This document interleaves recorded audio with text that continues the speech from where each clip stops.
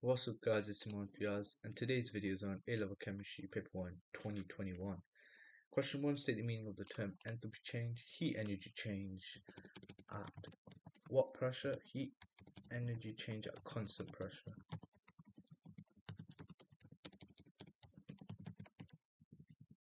Constant pressure.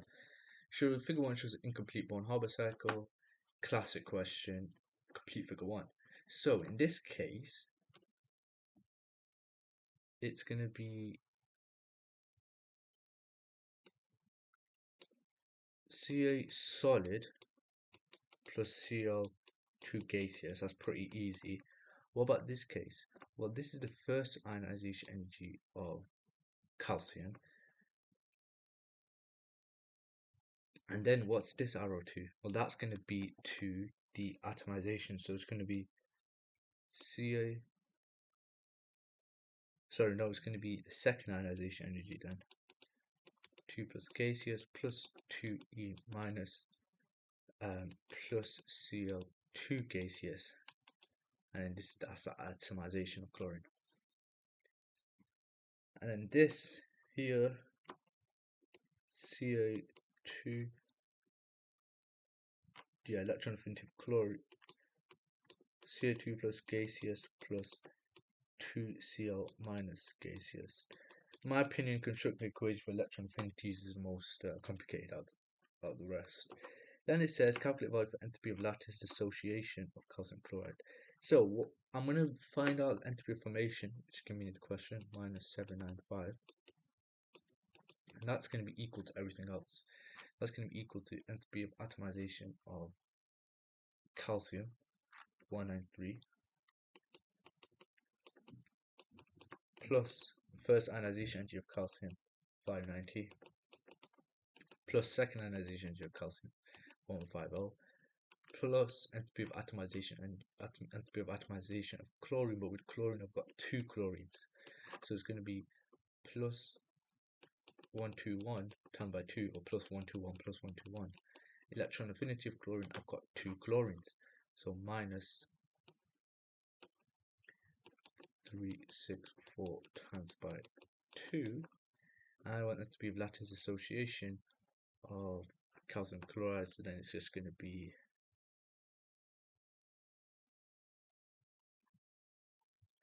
this plus y of what? Calcium chloride, yeah, plus the plus y is going to be on the left hand side though, because this is going to be this y, so minus 795 plus y equals to the rest.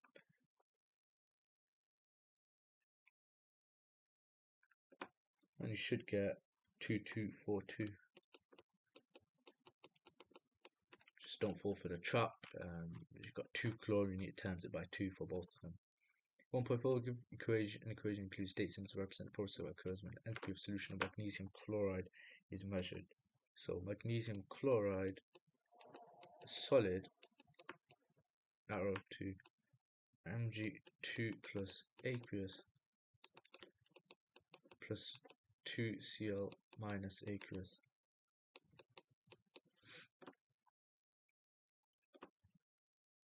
Use your data to question 1.4 in the data table. Answer to question 1.4 data table 2 to calculate the enthalpy of solution of magnesium chloride. I know the enthalpy of lattice dissociation of magnesium chloride is 2.493. I want to find the enthalpy of solution.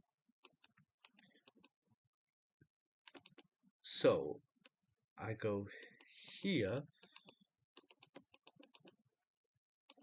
Okay, so I'm gonna have to go arrow downwards, arrow upwards, right?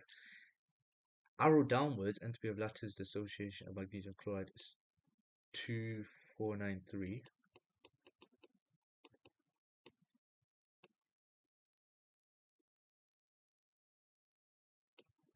Enthalpy of hydration magnesium, Mg2 plus is minus 1920, plus minus 364, but I've got 2 chlorines, so I need to times that by 2.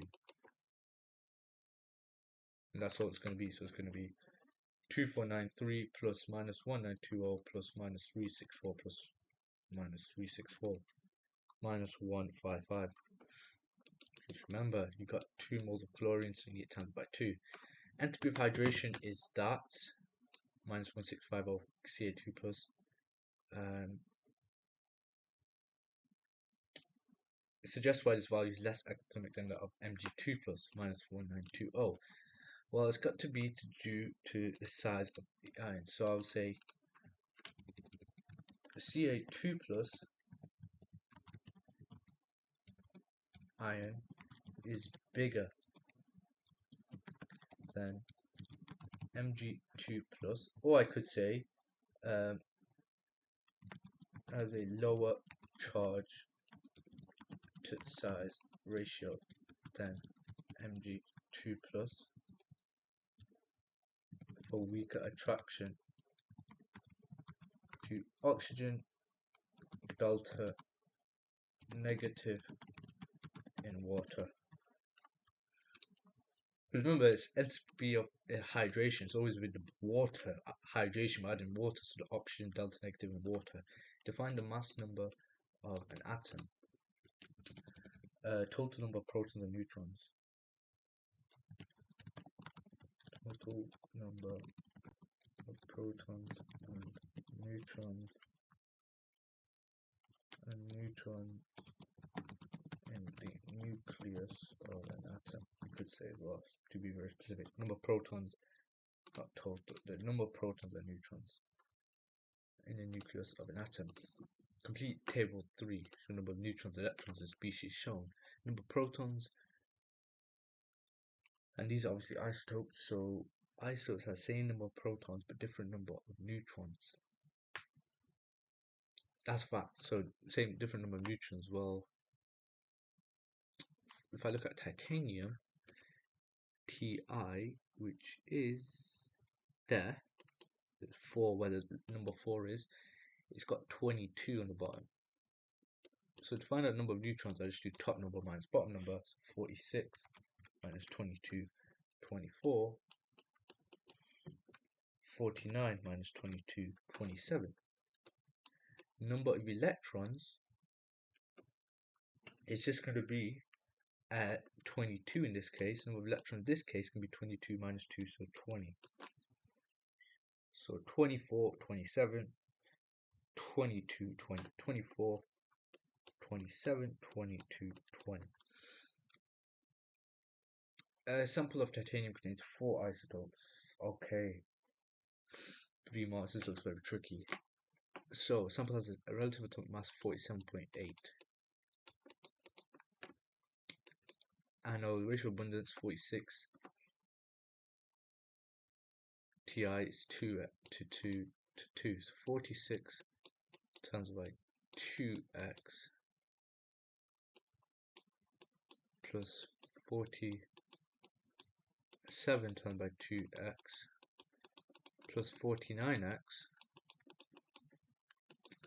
plus 48 bracket 100 minus 5x divided by 100.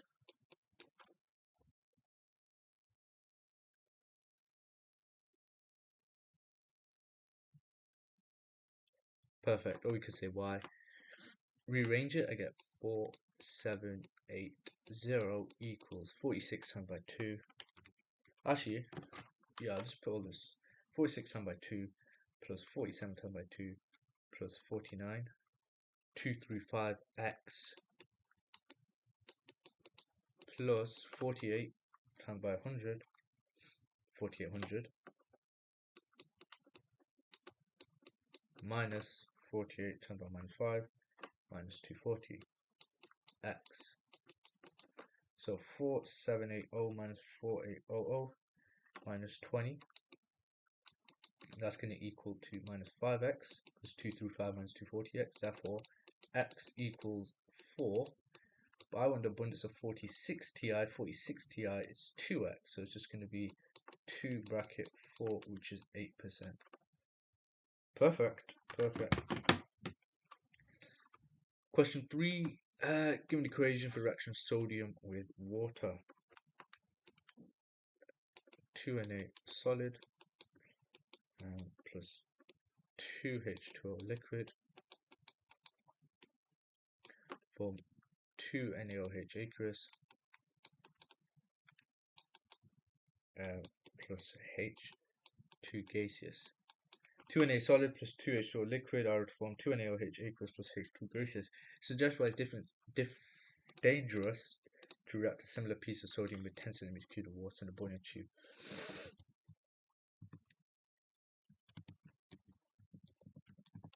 Temperature will go up more, or reactants can shoot out of the tube. Given the equation for the reaction of phosphorus oxide with water, so P4O10 phosphorus oxide plus 6H2O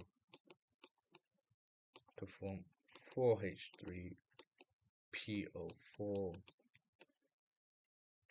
P4O10 plus 6H2O to form 4H3PO4, and suggest pH -1 to +1. So let's say +1. Explain in terms of crystal structure and bonding why silicon 4 oxide has a high melting point and phosphorus 5 oxide. Silicon's macromolecular. That's the first thing I would always say. SiO2 is macromolecular, or what that means is giant covalent structure, hence strong covalent bonds between atoms. P4O10 is molecular / simple covalent molecule, hence weak van der Waals forces between molecules.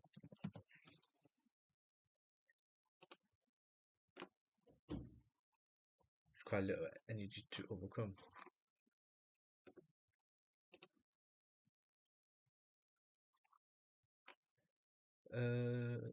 Element period 3 forms an oxide as insoluble in water. Oxide reacts with sulfuric acid with aqueous potassium hydroxide. Given the equation for the reaction of this oxide, give the formula for this oxide. Its element in period 3, it forms an oxide that is insoluble in water.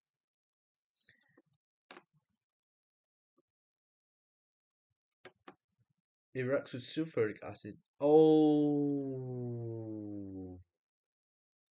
that's really sneaky. Sulfuric acid is what? That's an acid.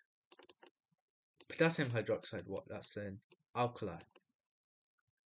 So it's got to be amphoteric, and the only one that you should gone through in period 3, elements and oxides and all those equations, is aluminium oxide, Al2O3. Then given the equation of the reaction with sulfuric acid, Al2O3, again another equation, you just need to memorize,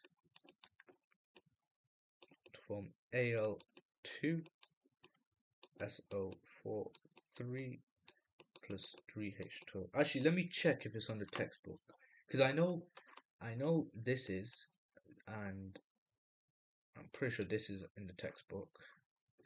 I'm not sure about this one, so I'll check right now for you guys. CGP textbook.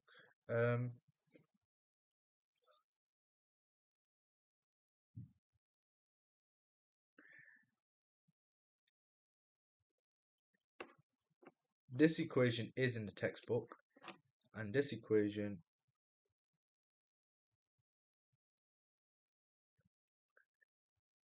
it is in the textbook. So yeah, if you just memorize the equation for the textbook, these are literally 3 marks. Give the formula of hydroxide of an element period 3 used in medicine. Magnesium hydroxide. Identify the element period 3 sodium chloride that has the largest atomic radius. Is going to be sodium.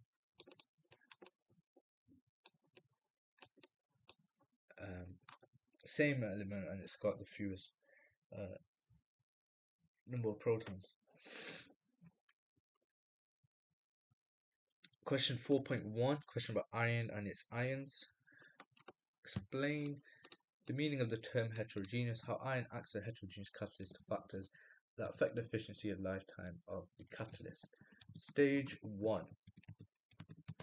heterogeneous catalyst means it is in a different phase slash state from the reactant. Catalyst speeds up the reaction and is left unchanged. We could say lowers activation energy. Stage 2. How iron acts as heterogeneous catalyst. Well, hydrogen and nitrogen absorb onto the surface slash active sides of the iron. Bonds weaken slash reaction takes place. Products desorb from the surface of the iron. Stage 3. The factors that affect efficiency and lifetime of catalyst. Large surface area of the iron by using powder. Catalyst poison slash sulfur binds to the catalyst, and if that happens, the active side is blocked. Question 4.2. I can't go through this. I haven't gone through this. I haven't actually gone through this in class, but it didn't look too hard. Heterogeneous catalysts have gone through that. Haber process Haber process gone through that. So it didn't look too difficult. And it's a 6 mark as well. But with this, I haven't really gone through this.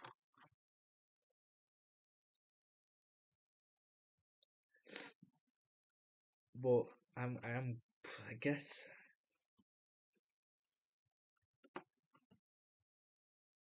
maybe I should. I can't go through this one. I can't go through this one because I'm going through in class. This one I think I can because it's just PV equals nRT. I'm pretty sure. I want to find out the volume, so volume is nRT divided by P.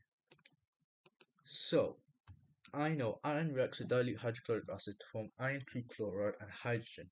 A 0.998 gram sample of pure iron is added to this much of HCl. One of these reagents is in excess and the other reagent limits the amount of hydrogen produced in the reaction. Calculate the maximum volume of hydrogen gas produced at 30 degrees Celsius and 100 kilopascals. Give your answer to 3 significant figures. In your answer sheet, you should identify the limiting reagent in the reaction. So, what I'm going to have to do before I even jump into that, I'm going to have to identify which one's limiting reagent. So I'm going to have to find the moles of iron, which is the mass 0.998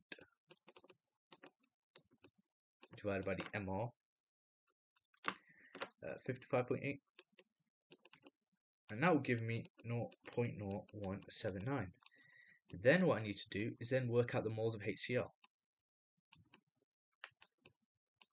which is just concentration and volume, 30 divided by 1000 times by 1, which is just going to be 0.030.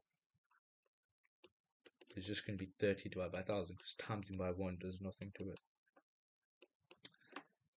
Now which one's going to be in excess? Which one's the limiting reagent, sorry?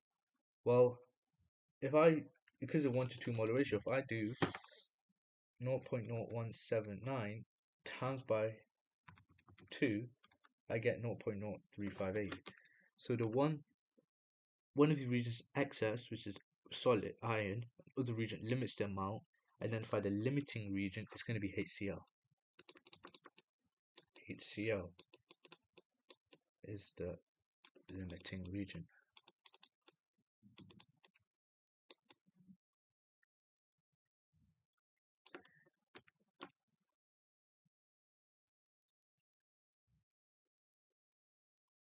And the thing about this limiting region, it limits the amount of hydrogen produced in a reaction. So now I've got 2 to 1 molar ratio for HCl and hydrogen. Now I've got the moles of hydrogen. I just do that divided by 2, which is 0.0150 moles of hydrogen. Then I can use V equals nRT divided by P, so 0.015 times by 8.31 times by temperature in Kelvin. I've got 30 degrees Celsius plus 273. That should give me 303 divided by pressure in pascals, or 100,000 pascals. Now this will give me the volume in meters cubed, which I want it as in, so that's perfectly fine. 3.78 times by 10 to the power minus 4. Sometimes, a lot of the times actually, they want it in centimeters cubed. And in this case, then I'll do meters cubed, dm cubed, centimeters cubed. I'm going to go from meters cubed to centimeters cubed, so then I'll times by a million. I will go from centimeters cubed meters cubed, I divide by a million. I divide by 1,000 every time, and I times by 1,000 every time I go forward.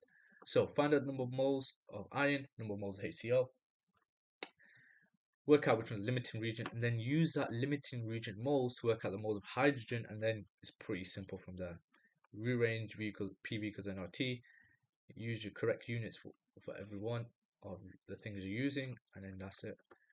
Identify A in the status color. I haven't gone through this as well. Yep. Nope. Nope. But I still could go through this though. 4.4. Well, yeah, I can't go through these. State and explain the effect of any of a decrease in overpressure and equilibrium yield of SO3. Well, if I decrease the pressure, it's going to shift to the side with more moles of gas to increase the pressure. It's going to shift to the left hand side. So the effect on SO3, it decreases. And then I just need to ramble on what happens. So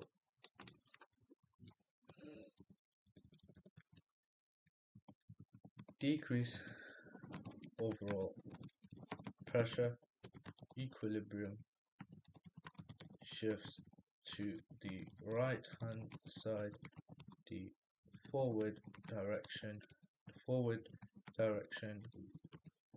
at the side with more moles of gas to oppose the decrease in pressure, hence increasing pressure. Bring that there. Then it says 5.2, a 0.46 mole sample of SO2 is mixed with this in the sealed container. When equilibrium is reached, it contains this much of SO3. Calculate partial pressure of SO2. So this one's actually a really nice one. No ratios and nothing like that. I'm just going to use the ice method. Initial moles, changing moles, equilibrium moles. I've got SO2, I've got O2, and I've got SO3. I don't really need this third one. Initially, I've got 0.460 moles of SO2. I've got 0.250 moles of O2. And then when equilibrium's reached, a mixture contains this much moles of SO3. So what I've done from SO3 is initially I've got 0 and I've added 0.180.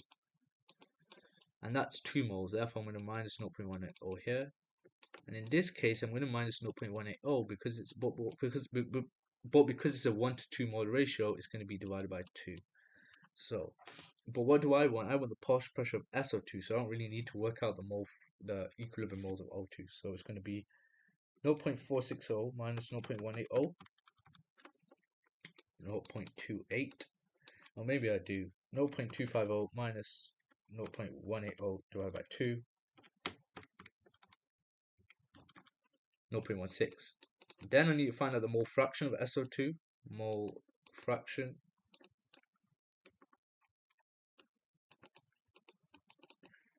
SO2, which is going to be 0.28 divided by 0.28 plus 0.16 plus 0.180 divided by 0.62. That's the reason I've worked out the equilibrium moles of O2, because I need the total number of equilibrium moles times by the total pressure. Well, I want my final answer in kilopascals, so I'm just going to times by 215 kilopascals. 0.28 divided by 0.68 times by 215 kilopascals.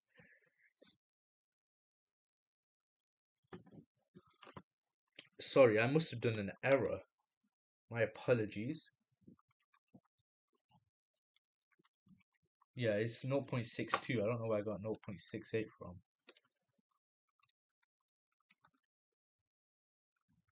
Yeah, times by 215, I get 97.1 kilopascals.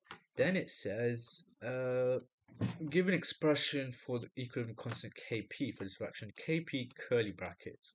So I've got products, SO3, partial pressure of SO3 squared.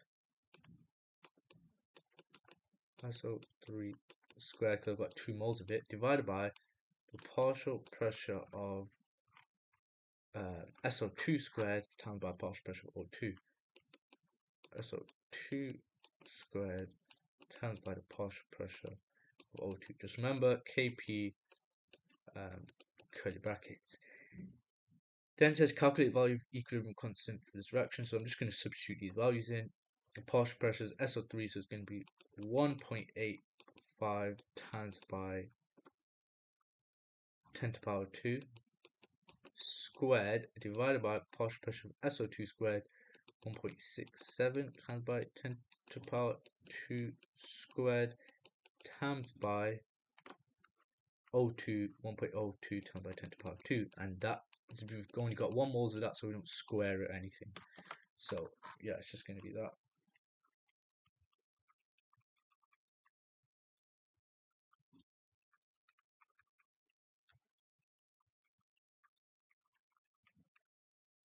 And I get 0.0, but I'll give it in standard form, 1.20 times by 10 to the power minus 2. Always give in standard form if you can. Units, well, I'm working with kilopascals, so it's going to be kilopascals squared over kilopascals squared times by kilopascals, so kilopascals cubed, which is the same as 1 over kilopascals, which is just going to be kilopascals to the power minus 1. Perfect.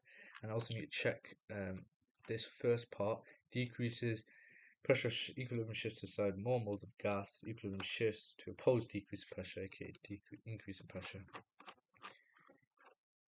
And then it says, what is the effect on the value of Kp if the pressure is increased at constant pressure? Okay, Kp only temperature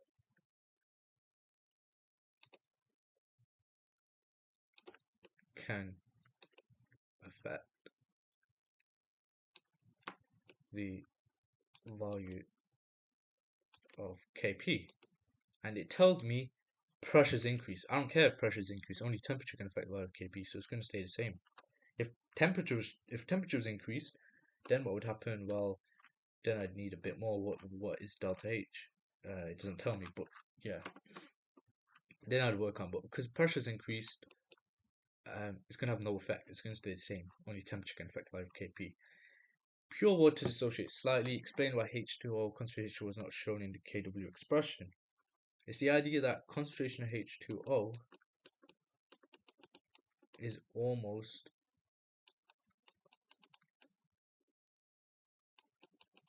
constant.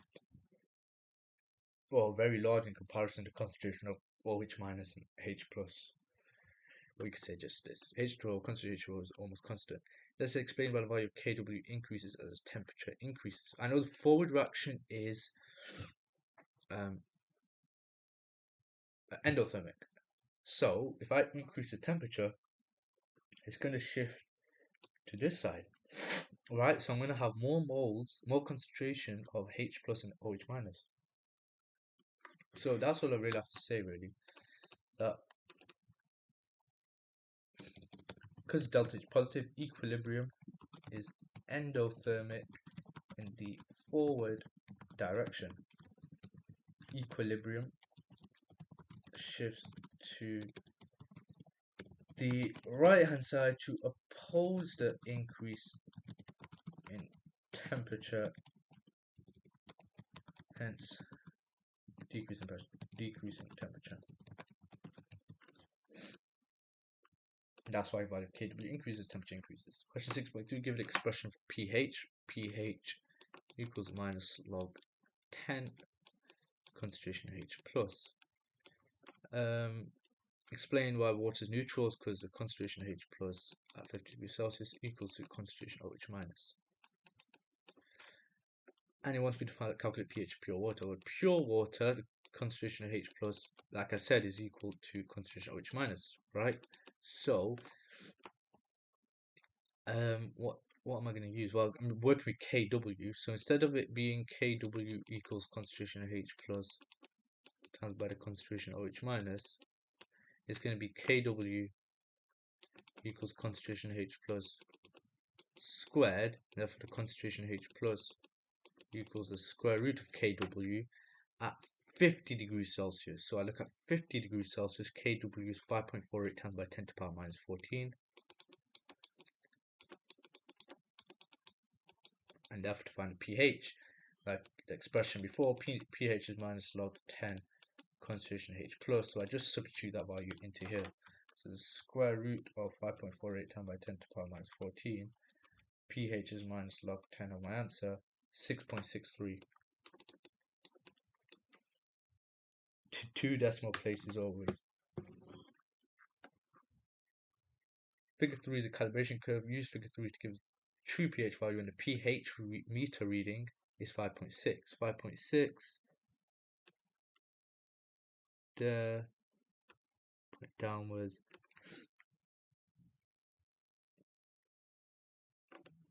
Could say 5.6, but it's not really, it's in the between. 5.5 is 5.55.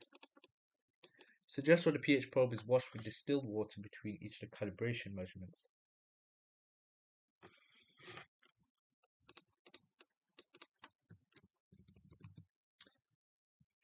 To wash off any residual solution / substance which could interfere with the reading.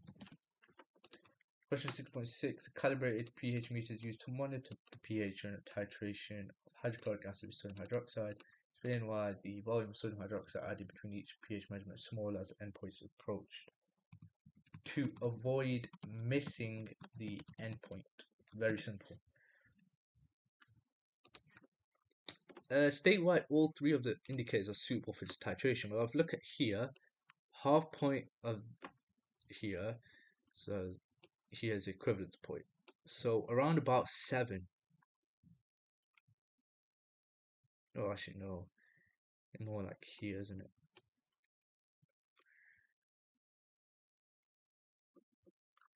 But it says why all 3 suitable is very, very simple, because all 3 indicators have a color change / pH range within the vertical part of the titration curve. All 3 indicators have color change / pH range within the vertical part of the titration curve. Question 6.8. I was just waiting for a big calculation question. Obviously, question 6.3 also worth 4 marks, but 1 mark was for this, 1 mark was that, so this was only worth 2 marks really. But this one, it's 5 marks. So it says this much sodium hydroxide added to this much hydrochloric acid. Calculate pH final solution at 25 degrees Celsius. So I'm going to firstly find out the moles of sodium hydroxide. I'm just going to put in my calculator. Concentration times volume 36.25 divided by 1000 times by 0.200, which is 7.25 times by 10 to the power minus 3. Then I work out the moles of HCl,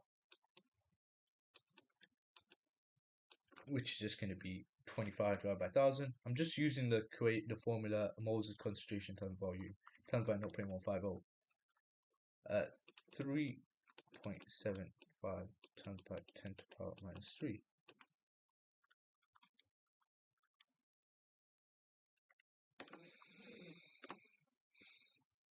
And before I even carry on, I'll just draw out the formulas. Sodium hydroxide NaOH, HCl a hydrochloric acid HCl. So I don't need to worry about diprotic acid tangent by 2 or 2 hydroxides or 2 H plus. I don't need to worry about that. Then he wants me to calculate pH solution at 25 degrees Celsius. Well, HA plus OH minus arrow A minus plus H2O. And I know I've got 7.25 times by 10 to the power minus 3 of this. I've got 3.75 times by 10 to the power minus 3 of this. So all I'm going to do is subtract 3.75 times by 10 to the power minus 3. So that'll give me 0. Subtract 3.75 times by 10 to the power minus 3. And that will give me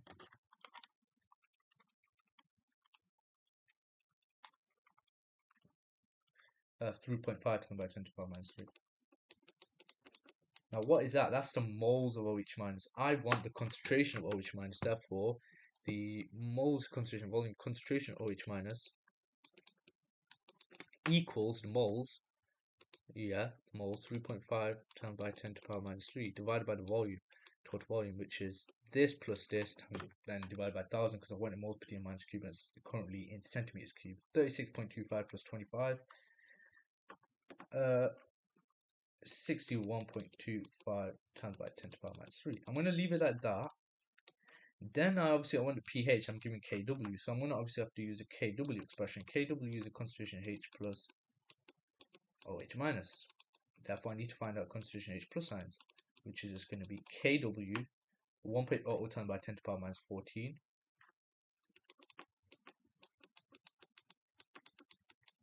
divided by this.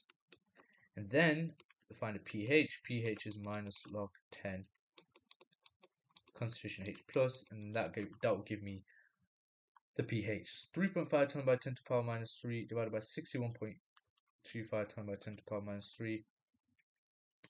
That is concentration OH minus. Then do 1.00 times by 10 to the power minus 14 divided by my answer. Then do pH minus log 10 of the concentration H plus. 12 to 2 decimal places, 12.76. Perfect.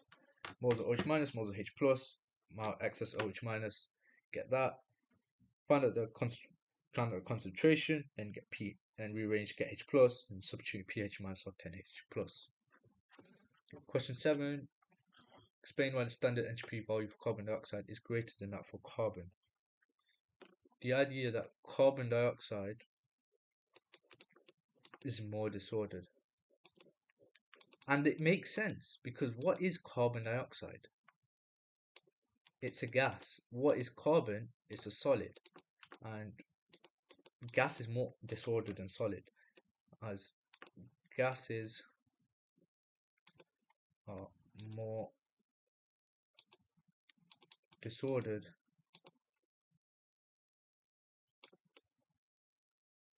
than solids. Perfect. State the temperature which the standard entropy value of aluminium is 0 joules K to the power minus 1 moles to the power minus 1. The temperature at which it is 0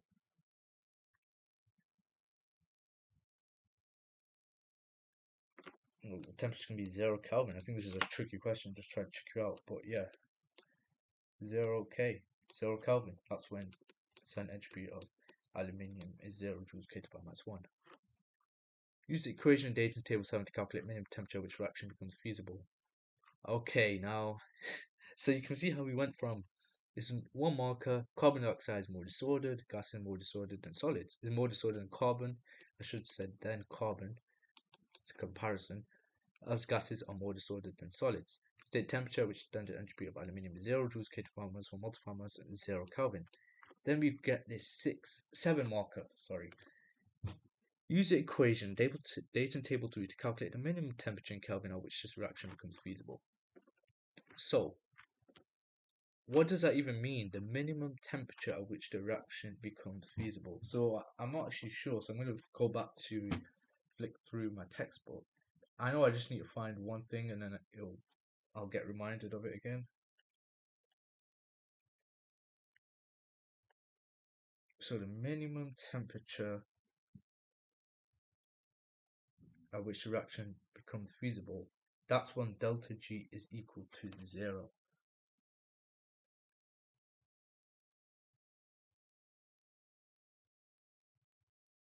Yeah, that's when delta G is equal to 0. So minimum temperature of retraction, that's when delta G is equal to 0. Perfect. So first thing I need to do is work out delta H.